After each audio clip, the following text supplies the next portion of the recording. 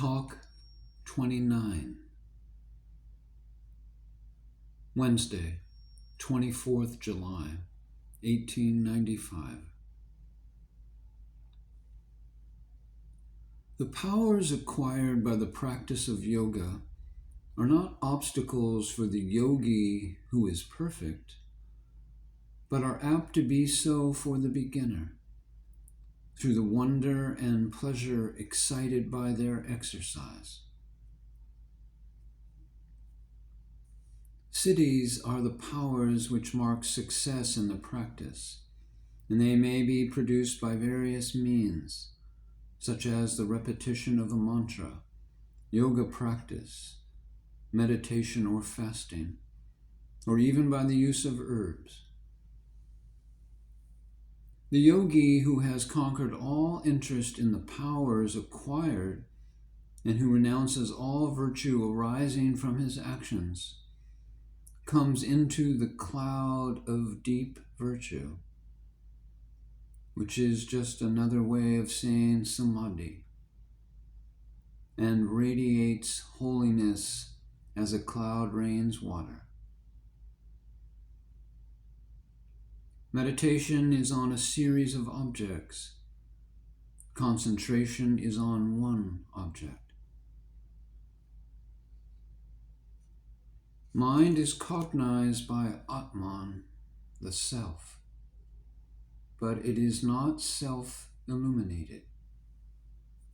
Atman cannot be the cause of anything.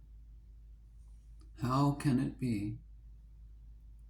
How can the Purusha join itself to Prakriti? How can the formless become nature? It does not. It is only elusively thought to do so. Learn to help without pitying or feeling that there is any misery. Learn to be the same to enemy and to friend. Then, when you can do that and no longer have any desire, the goal is attained. Cut down the banyan tree of desire with the axe of non-attachment, and it will vanish utterly, for it is all illusion. He from whom blight and delusion have fallen, he who has conquered the evils of association, he alone is free.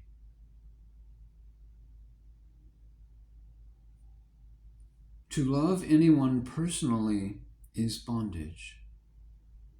Love all alike.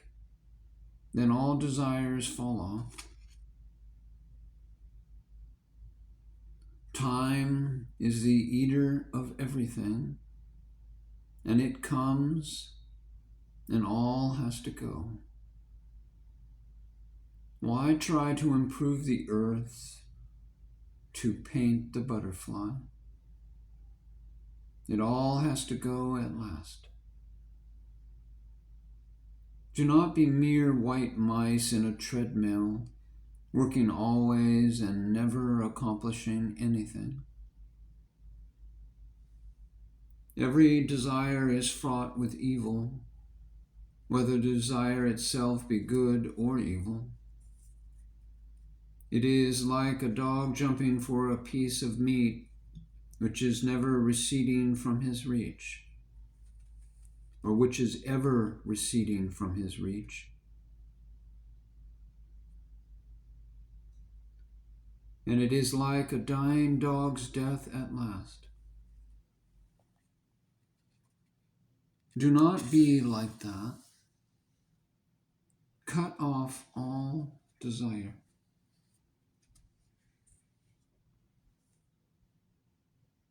Param Atman, the Supreme Self, as ruling Maya, is in truth Ishvara, God.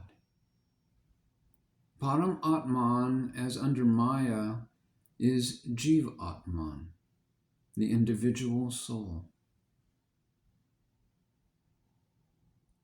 Maya is the sum total of manifestation and will utterly vanish.